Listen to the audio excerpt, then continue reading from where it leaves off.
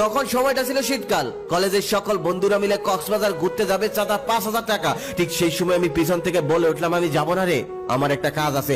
তখন আমার এক বন্ধু বলে উঠলো, শালা ফকিরের বাচ্চা, তুই কবে কোথায় গিয়েছিলি? সবসময় শুধু সকল প্ল্যান নষ্ট করে দিস। আমি মাথা নিচু করে সেখান থেকে চলে আসলাম।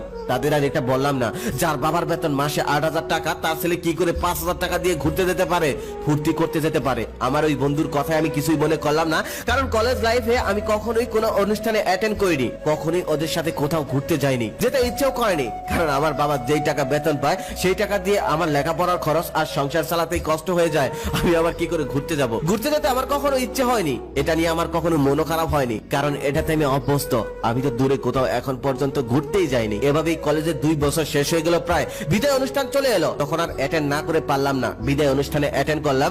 যেদিন বিদায় অনুষ্ঠান, ওই দিন আমাদের কলেজে বিরিয়ানির আয়োজন করা হয়েছে। আমি এক বন্ধুকে বললাম, বন্ধু বিরিয়ানির প্যাকেটটা কি বাসায় নিতে দিবি? তখন আমার বন্ধুটা